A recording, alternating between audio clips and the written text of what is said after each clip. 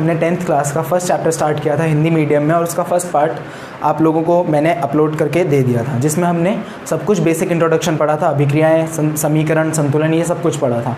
अब उसी वीडियो का सेकंड पार्ट हमने स्टार्ट करना है, जिसमें हमने कवर करना है रासायनिक अभिक्रियाओं के प्रकार। ठीक है, तो रासायनिक अभिक्रियाओं के प्रकार में जो सबसे पहली अभिक्रिया होती है उसे संयोजन अभिक्रिया बोला जाता है। ठीक है, संयोजन अभिक्रिया। संयोजन वर्ड जो होता है इसका मतलब होता है किसी भी चीज़ का जुड़ना। ठीक है, संयोजन अभिक्रिया का मतलब होता है किसी भी चीज़ का जुड़ना, कोई एक ऐसी अभिक्रिया जिसके अंदर बहुत सारे पदार्थ जुड़ेंगे, दो या दो से ज़्यादा पदार्थ जुड़ेंगे और कोई भी एक ही उत्पाद बनेगा। यहाँ पर केवल एक ही उत्पाद बनता है। ठीक है, जुड़ने वाली चीज़ें बहुत सारी हो सकती हैं, लेकिन उत्पाद जो होता है वो केवल एक होता है। जैसे हमने मैग्नीशियम ऑक्साइड, मैग्नीशियम रिबन वाला जो क्रियाकलाप था वो किया था, जिसमें मैग्नीशियम और ऑक्सीजन आपस में जुड़ रहे थे, तो यहाँ से सिर्फ हमें मैग्नीशियम ऑक्साइड मिल रहा था, है ना। तो ऐसे अभिक्रियाओं को बोला जाता है संयोजन अभिक्रियाएं, जिनके अंदर जुड़ने वाले पदार्थ दो या दो से ज़्यादा हो सकते हैं, लेकिन जो उत्पाद होगा वो सिर्फ एक ही बनेगा। अब संयोजन अभिक्रिया के बाद हमारा जो क्रियाकलाप है वो आता है 1.4, जिसमें बिना बुझा हुआ चूना होता है कैल्शियम ऑक्साइड। इसको कैल्शियम ऑक्साइड बोला जाता है। इसका केमिकल जो नाम होता है वो कैल्शियम ऑक्साइड होता है। आप इसे हिंदी में लिखिएगा। ठीक है, कैल्शियम ऑक्साइड जो है इसे बिना बुझा हुआ चूना भी बोला जाता है। बिना बुझा हुआ चूना, ठीक है, इसे बिना बुझा हुआ चूना कहा जाता है। एक्टिविटी के अंदर, इस क्रियाकलाप के अंदर ये है कि हम इस बिना बुझे हुए चूने के अंदर पानी को मिलाएंगे किसी भी एक बर्तन के अंदर रख के। तो जो यहाँ पर अभिक्रिया होगी वो कुछ ऐसे होगी, CaO यानी कि कैल्शियम ऑक्साइड या बिना बुझा हुआ चूना जो होगा ये ठोस अवस्था में होगा। जब हम इसमें जल डालेंगे यानी कि पानी मिलाएंगे तो वो द्रव अवस्था में होगा, इसलिए L लगा दिया यहाँ पर। इसके बाद जो यहाँ से नया उत्पाद बनेगा वो होगा कैल्शियम हाइड्रोक्साइड। ठीक है, ये होता है कैल्शियम ऑक्साइड, ये होता है कैल्शियम हाइड्रोक्साइड, क्योंकि यहाँ पर हाइड्रोजन आ जाता है इसलिए हम इसको कैल्शियम हाइड्रोक्साइड बोलते हैं। और ये जो कैल्शियम हाइड्रोक्साइड होता है ये कैल्शियम ऑक्साइड का जलीय विलयन बोला जाता है। ठीक है, जैसा कि मैंने आपको वहाँ पर बताया था, जब मैंने आपको जो अवस्था थी, इनकी भौतिक अवस्थाएं थी, उनके चिन्ह यूज़ करने बताए थे कि सॉलिड जो ठोस होता है उनके लिए S यूज़ करते हैं, द्रव के लिए L। वहाँ पर AQ जो था वो किसी भी जलीय विलयन के लिए मैंने आपको बताया था कि जलीय विलयन के लिए AQ लगा देते हैं उसके साथ में किसी का भी जलीय विलयन। तो ये जो कैल्शियम हाइड्रोक्साइड है किसका जलीय विलयन है? इसका। ये मैं इसलिए बता रहा हूँ क्योंकि बोर्ड एग्जाम में क्वेश्चन पूछा जाता है कि एक पदार्थ है जिसका जलीय विलयन सफ़ेदी में इस्तेमाल किया जाता है, तो आप उसमें आंसर ये मत लिखना, आंसर में ये लिखना क्योंकि जलीय विलयन इसका यूज़ किया जाता है। ये तो खुद ये जलीय विलयन है, इसका जलीय विलयन बनाया जाता है फिर उसे इस्तेमाल करते हैं। ठीक है, इसको बोलते हैं कैल्शियम हाइड्रोक्साइड, और या फिर अगर इसको नॉर्मल नाम से बोलें तो इसका नाम होता है बुझा हुआ चूना। ठीक है, बुझा हुआ चूना। पहले वाला जो होता है वो बिना बुझा हुआ चूना, ये जो होता है इसे बुझा हुआ चूना बोलते हैं। जब ये अभिक्रिया होती है तो इसमें ऊष्मा निकलती है। ठीक है, हिंदी में लिख देता हूँ मैं, इसमें ऊष्मा निकलती है, मतलब गर्मी निकलती है इस अभिक्रिया के अंदर। तो इस पर एक सवाल उठता है, इस पर एक क्वेश्चन पूछा जाता है कि जब भी हम बिना बुझे हुए चूने के अंदर पानी डालते हैं तो जिस भी बर्तन के अंदर ये रखे होते हैं वो बर्तन का तापमान बढ़ क्यों जाता है या वो बर्तन गर्म क्यों हो जाता है? तो इसका आंसर सीधा सीधा ये होता है क्योंकि ऐसा इसलिए होता है जब इस अभिक्रिया के अंदर उत्पाद का निर्माण होता है तो इसमें जो ऊष्मा होती है वो बाहर निकलती है, इसी के कारण जो बर्तन होता है उसका तापमान बढ़ जाता है। तो ये चीज़ आपको याद रखनी है। ठीक है, अब ये तो हो गया हमारा एक्टिविटी। अब एक्टिविटी के बाद इसमें एक आपके एनसीईआरटी में येलो कलर का बॉक्स बना हुआ है जिसमें आपको एक और चीज़ बताई हुई है कि जब दीवारों पे सफ़ेदी कर दी जाती है ना, दीवारों पर सफ़ेदी करने के 2-3 दिन बाद आप देखोगे कि दीवारों पर एक चमक आ जाती है। अब जो दीवारों पर चमक होती है वो किसकी वजह से आती है? वो होता है इसका रिएक्शन और कार्बन डाइऑक्साइड का रिएक्शन, मतलब कार्बन डाइऑक्साइड और इसकी अभिक्रिया के कारण होता है ऐसा। जब हमने कैल्शियम हाइड्रोक्साइड को सफ़ेदी करके दीवारों पर लगा दिया तो हवा में जो कार्बन डाइऑक्साइड होती है ये उसके साथ अभिक्रिया करता है। अभिक्रिया करने के बाद ये कैल्शियम कार्बोनेट बनाता है। कैल्शियम कार्बोनेट यानी कि चूना पत्थर जिसे बोला जाता है, जो घरों में मार्बल जो फ्लोर पे लगाया जाता है वो चूना पत्थर होता है, उसे चूना पत्थर बोलते हैं और इसे कैल्शियम कार्बोनेट बोला जाता है। साथ में यहाँ से जो जल होता है यानी कि वाटर होता है जो वो बाहर निकल जाता है। तो ये चीज़ आपको याद रखनी है। और इसी कैल्शियम कार्बोनेट के बनने के कारण दीवारों के ऊपर चमक हमें दिखाई देती है, लेकिन ये जो अभिक्रिया होती है बहुत धीमी अभिक्रिया होती है, 1-2 दिन बाद हमें पता चलती है। तो ये भी हो गया। अब इसके बाद जो हमारा टॉपिक है वो श्वसन है। अब जो श्वसन होता है उसके बारे में बच्चे सबसे ज़्यादा कंफ्यूज रहते हैं, क्योंकि उन्हें लगता है ऐसा कि श्वसन का मतलब है सिर्फ सांस लेना और सांस छोड़ना, लेकिन ऐसा कुछ नहीं होता है। जो श्वसन होता है एक बहुत लंबा प्रोसेस है, ठीक है। श्वसन एक बहुत लंबी प्रक्रिया होती है, मैं लिख देता हूँ श्वसन, ठीक है। श्वसन जो होता है एक लंबी प्रक्रिया होती है जिसके अंदर जैसे हम लोग खाना खाते हैं, खाना खाने के बाद हमें ग्लूकोज मिलता है, वो ग्लूकोज और हमारी सांस द्वारा ली गई ऑक्सीजन दोनों जुड़ते हैं। जुड़ने के बाद कार्बन डाइऑक्साइड, जल और साथ में एनर्जी या ऊर्जा हमारे शरीर को प्रदान करते हैं। इस पूरी प्रक्रिया को श्वसन बोला जाता है। क्या होती है प्रक्रिया? जिसमें हमारे शरीर में जो खाने से मिला हुआ ग्लूकोज है और सांस से ली गई ऑक्सीजन है, दोनों जुड़ते हैं। जुड़ने के बाद हमें कार्बन डाइऑक्साइड तो हम मुँह से छोड़ देते हैं, हमारी जो शरीर होता है उसे छोड़ देता है। जल जो होता है वो हमारे शरीर में ही रह जाता है और साथ में जो ऊर्जा होती है वो हमारे शरीर को प्रदान हो जाती है, जिससे हमें कार्य करने की शक्ति मिलती है। तो ये चीज़ आपको पता होनी चाहिए। यहाँ पर जो रिएक्शन होता है वो ऐसे होता है, जैसे ग्लूकोज का जो फॉर्मूला होता है वो ये होता है C6H12O6।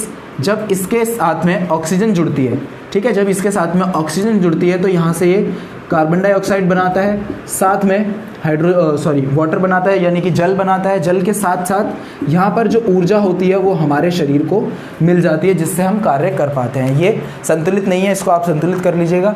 तो यही श्वसन में होता है। अब क्वेश्चन इस पर ये उठता है कि श्वसन को एक ऊष्माक्षेपी अभिक्रिया क्यों कहते हैं। अब ऊष्माक्षेपी अभिक्रिया कौन सी होती हैं वो भी मैं बता देता हूँ। ऊष्माक्षेपी अभिक्रिया वो होती हैं जिनके अंदर जो ऊर्जा होती है वो ऊष्मा के रूप में बाहर निकलती है, ठीक है। कुछ ऐसी अभिक्रियाएं जिनके अंदर से ऊष्मा जो होगी, मतलब जो ऊर्जा होगी वो ऊष्मा के रूप में बाहर निकले या किसी भी तरीके से बाहर निकल सकती है, उसे हम ऊष्माक्षेपी अभिक्रिया कहते हैं। एक ऐसी अभिक्रिया जिसके अंदर से ऊर्जा बाहर निकले वो ऊष्माक्षेपी अभिक्रिया कहलाई जाती हैं। तो आप आंसर क्या लिखेंगे? श्वसन को ऊष्माक्षेपी अभिक्रिया क्यों कहते हैं? ऐसा इसलिए होता है क्योंकि इसके अंदर से ऊर्जा जो होती है वो बाहर निकलती है, इसलिए इसको ऊष्माक्षेपी अभिक्रिया कहते हैं। तो आपसे क्वेश्चन में पूरा पूछा जाएगा कि श्वसन क्या है, तो श्वसन में आप लिखेंगे, रिएक्शन भी आपको लिखना पड़ेगा। फिर उसके साथ ही क्वेश्चन होगा कि इसको ऊष्माक्षेपी अभिक्रिया क्यों कहते हैं, तो आप आंसर लिख देना, क्योंकि इसमें से ऊर्जा निकलती है, ठीक है। तो अब जो दूसरे वाले हमारा ये तो यहीं पे ख़त्म हो गया। अब जो नेक्स्ट वाला है वो होते हैं हमारी वियोजन अभिक्रिया, ठीक है। अब हमने करनी है वियोजन अभिक्रिया। वियोजन अभिक्रियाएं जो होती हैं ये संयोजन अभिक्रियाओं का बिल्कुल उल्टा होती हैं, ठीक है। उल्टे कैसे होते हैं ये एक दूसरे के? संयोजन के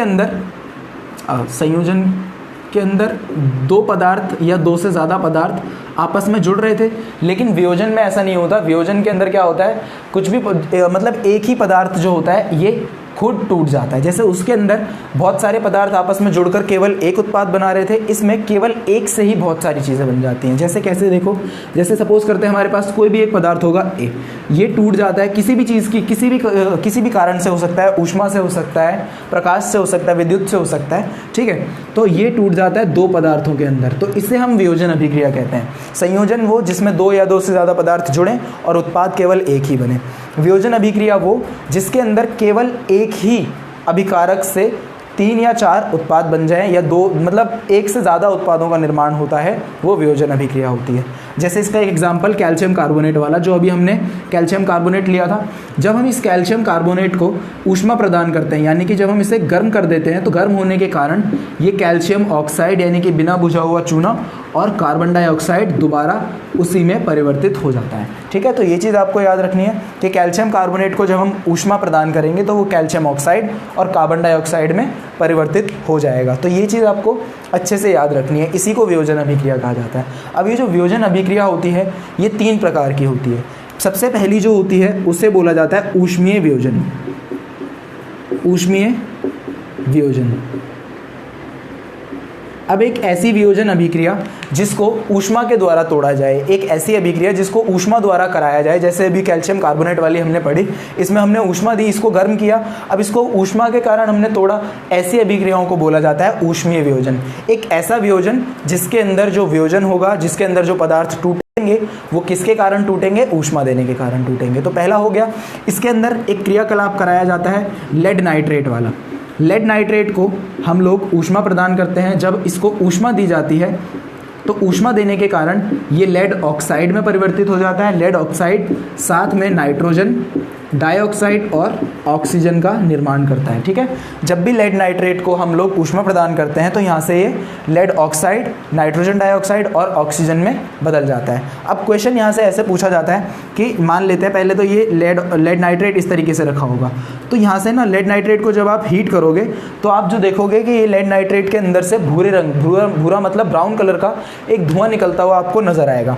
वो जो धुआं होता है ना वो NO2 यानी कि नाइट्रोजन डाइऑक्साइड का होता है। इसी के ऊपर क्वेश्चन पूछा जाता है। सबसे पहले तो एक क्वेश्चन पूछेंगे कि लेड नाइट्रेट को ऊष्मा प्रदान करने पे क्या होता है, तो आप लिखोगे कि वो लेड ऑक्साइड, नाइट्रोजन डाइऑक्साइड और ऑक्सीजन में वियोजित हो जाता है। ये तो हो गया आंसर। अब यहाँ से बोलेंगे कि लेड नाइट्रेट को ऊष्मा प्रदान करने पर भूरे रंग का धुआं कौन से गैस का होता है, तो वो आपने लिख देना नाइट्रोजन डाइऑक्साइड का होता है। तो यहाँ पर ऊष्मीय वियोजन हमारा खत्म होता है। अब जो दूसरे प्रकार का वियोजन होता है उसे हम बोलते हैं विद्युतीय वियोजन।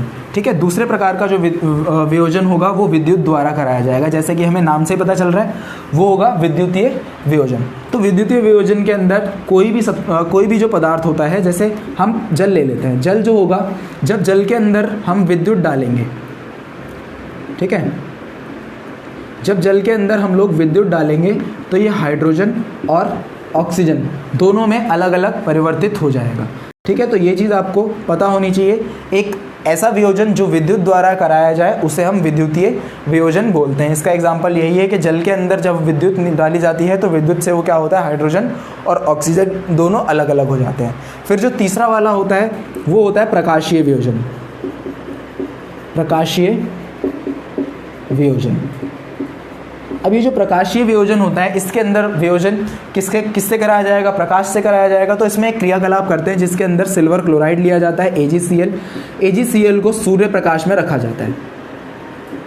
सूर्य प्रकाश यानी कि सनलाइट में रखा जाता है, धूप में रख देते हैं। जब इसको धूप में रखा जाता है ना तो पहले तो इसका रंग सफ़ेद होता है, श्वेत या सफ़ेद एक ही बात है, सफ़ेद होता है। सफ़ेद होने के बाद ये जो Ag होता है यानी कि ये सिल्वर और क्लोरीन अलग अलग हो जाते हैं। यहाँ पर इसको हम बैलेंस कर लेते हैं, संतुलित कर लेते हैं। इसको हमने संतुलित भी कर लिया। तो इसके अंदर क्या होता है, प्रकाशीय वियोजन में सिल्वर क्लोराइड लिया जाता है। सिल्वर क्लोराइड को सूर्य प्रकाश में रखने पर ये सिल्वर और क्लोरीन अलग अलग विभाजित हो जाता है, वियोजित हो जाता है। और यहाँ पर पहले इसका जो रंग होता है वो सफ़ेद होता है और बाद में ये सिलेटी यानी कि ग्रे कलर का हो जाता है। ठीक है, उसके बाद हमने यहाँ पर ये देखना है कि इसका उपयोग कहाँ होता है। ये जो मैंने आपको समीकरण लिख के दिखाया, इस समीकरण का जो उपयोग होता है वो श्याम श्वेत फोटोग्राफी के अंदर किया जाता है, जैसे इंग्लिश में ब्लैक एंड वाइट फोटोग्राफी बोलते हैं। ठीक है, श्याम श्वेत फोटोग्राफी। तो आपसे क्वेश्चन में पूछा जाएगा, एक पदार्थ है जिसको सूर्य प्रकाश, एक सफ़ेद रंग का पदार्थ है जो सूर्य प्रकाश में रखने पर सिलेटी रंग या फिर मतलब ग्रे कलर में चेंज हो जाता है, उसका नाम बताओ। तो उस पदार्थ का नाम है AgCl। और ऐसे भी पूछ लेंगे कि एक पदार्थ है जिसको श्याम श्वेत फोटोग्राफी में यूज़ किया जाता है और जब हम उसे धूप में रखते हैं तो धूप में रखने पर वो सिल्वर और क्लोरीन में अलग अलग हो जाता है, तो उसका नाम बताओ। ऐसे भी आएगा क्वेश्चन। ठीक है, तो ये हो गए हमारे वियोजन के तीनों प्रकार। अब यहीं से हमने जो थर्ड वाली है वो है हमारी विस्थापन अभिक्रिया। जो वियोजन था, वियोजन यहीं पर आपका खत्म हो जाता है। वियोजन के बाद शुरू होती है विस्थापन अभिक्रिया। हमारी तीसरे प्रकार की अभिक्रियाएं हैं। दो प्रकार की अभिक्रियाएं मैं आपको करा चुका हूँ, संयोजन और वियोजन। अब तीसरे प्रकार की जो अभिक्रिया होती है उसे विस्थापन अभिक्रिया बोला जाता है। विस्थापन का मतलब होता है किसी की जगह ले लेना। तो विस्थापन अभिक्रिया के अंदर ये होता है कि एक ज़्यादा क्रियाशील तत्व एक कम क्रियाशील तत्व की जगह ले लेता है। ठीक है, जैसे अगर हम नॉर्मली अपने सोसाइटी में देखें तो जिसके पास ज़्यादा पावर होती है वो कम पावरफुल पर्सन को मतलब उससे उसकी ज़मीन वगैरह छीन लेता है। पहले के टाइम पे ऐसा ही होता था, जिसके पास ज़्यादा पावर होती थी वो कमज़ोर लोगों को मतलब उनसे उनकी जगह छीन लेता था। तो वही चीज़ यहाँ पर होता है। विस्थापन अभिक्रिया में भी एक ज़्यादा क्रियाशील तत्व एक कम क्रियाशील तत्व को उसके विलयन से हटा देता है। कैसे? जैसे यहाँ पर हम एक क्रियाकलाप देखते हैं जिसमें हम आयरन यानी कि लोहा और इसके अंदर कॉपर सल्फेट CuSO4 जो पहले नीले रंग का होता है। ठीक है, ये पहले नीले रंग का होता है, इसे कॉपर सल्फेट बोला जाता है। कॉपर सल्फेट और आयरन जब इन दोनों की अभिक्रिया की जाती है तो ये जो आयरन होता है ये कॉपर से ज़्यादा ताकतवर होता है, यानी कि कॉपर से ज़्यादा क्रियाशील होता है। ठीक है, जो लोहा होता है ये कॉपर से ज़्यादा क्रियाशील होता है, इसलिए ये जो आयरन होगा ये जो लोहा होगा ये कॉपर को इसकी जगह से हटा देगा और खुद उसकी जगह ले लेगा, उसकी जगह पे कब्जा कर लेगा। तो यहाँ पर ये बन जाएगा FeSO4 और साथ में Cu। यही होता है हमारा विस्थापन अभिक्रिया, जिसमें एक ज़्यादा क्रियाशील तत्व कम क्रियाशील तत्व को उसके विलयन से हटा देता है या विस्थापित कर देता है। और आयरन जैसे जिंक भी सेम रिएक्शन शो करेगा, जो जिंक अगर आप डाल दो यहाँ पर आयरन की जगह अगर जिंक लिखा होता तो बिल्कुल सेम समीकरण देखने को मिलता हमें, या फिर लेड लिखा होता Pb, सेम समीकरण हमें देखने को मिलता। अब यही चीज़ हमारी विस्थापन अभिक्रिया होती है। अब इसमें क्वेश्चन ऐसे पूछा जाता है कि आप मतलब इसमें एक और क्रियाकलाप करते हैं। क्रियाकलाप में होता है कि ये जो कॉपर सल्फेट होता है ना, कॉपर सल्फेट को परख नली में लेते हैं, जो टेस्ट ट्यूब बोलते हैं जिसे, टेस्ट ट्यूब के अंदर 2 कीलें डाल दी जाती हैं, वो कीलें लोहे की होती हैं। जी, ये जो लोहा होता है, अभिक्रिया तो बिल्कुल यही होती है वहाँ पर, लेकिन उसमें एक ये चीज़ होती है कि ये जो नीला रंग होता है ना, ये नीला रंग भद्दा हो जाता है थोड़ी देर बाद। जब आप आयरन मतलब लोहे की जो कीलें होंगी, कीलों को कॉपर सल्फेट के अंदर डालेंगे तो ये जो नीला रंग होता है, ये नीला रंग भद्दा हो जाता है, और लोहे की जो कील होती हैं उनके ऊपर भूरा रंग चढ़ना शुरू हो जाता है, मतलब ब्राउन कलर की वो होने लग जाती हैं। क्यों होता है ऐसा? क्योंकि जो कॉपर होता है, कॉपर का रंग उनके ऊपर चढ़ने लग जाता है। ठीक है, आप आंसर में जो लिखेंगे या आपसे क्वेश्चन पूछा जाएगा कि आयरन यानी कि लोहे की कीलें डालने पर, कॉपर सल्फेट विलयन के अंदर लोहे की कीलें डालने पर वो नीले रंग से भद्दा क्यों हो जाता है? तो उसका आंसर ये होता है क्योंकि जो लोहा होता है वो कॉपर को उसके विलयन से विस्थापित कर देता है, इसी कारण जो इसका रंग होता है नीले से भद्दा हो जाता है, और जो लोहे की कीलें होती हैं वो ब्राउन रंग की यानी कि भूरे रंग की हो जाती हैं। ठीक है, तो ये विस्थापन अभिक्रिया थी। अब इससे अगली जो अभिक्रिया होती है उसे द्विविस्थापन अभिक्रिया बोला जाता है। द्विविस्थापन अभिक्रिया के अंदर बहुत सिंपल है, केवल जो आयन होते हैं वो अपने जगह को आदान प्रदान कर लेते हैं, वो अपनी जगह का आदान प्रदान कर लेते हैं। ठीक है, इसे बोलते हैं द्विविस्थापन अभिक्रिया। ठीक है,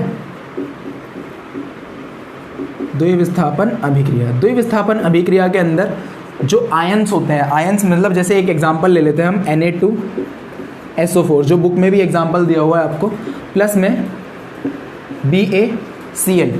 ठीक है, यहाँ पर क्या होगा, ये जो भी होगा ना, ये कैसे रिएक्ट करेगा एक दूसरे से, कैसे अभिक्रिया करेगा यहाँ पर, ये जो अच्छा ये BaCl2 होता है।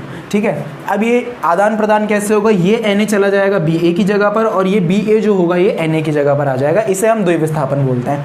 आयन्स जो होते हैं अपनी जगह जो होते हैं वो आदान प्रदान कर लेते हैं, एक दूसरे से बदल लेते हैं। तो यहाँ से जो हमें उत्पाद देखने को मिलेंगे वो क्या होंगे, एक तो होगा BaSO4 और दूसरा होगा 2NaCl। ये हमारी द्विविस्थापन अभिक्रिया होगी जिसके अंदर आयन्स क्या होते हैं, आदान प्रदान कर लेते हैं। अब इसी अभिक्रिया के अंदर एक सफ़ेद रंग का अघुलनशील पदार्थ, जो जल के अंदर अघुलनशील होता है मतलब नहीं घुलता है, ऐसे पदार्थ का निर्माण होता है, और इसी पदार्थ को हम अवक्षेप बोलते हैं। जो मैंने आपको बताया था फर्स्ट वाले पार्ट में, इंट्रोडक्शन जब दिया था कि एक अवक्षेप का निर्माण होता है, वो ऐसी ही अभिक्रियाओं के अंदर होता है।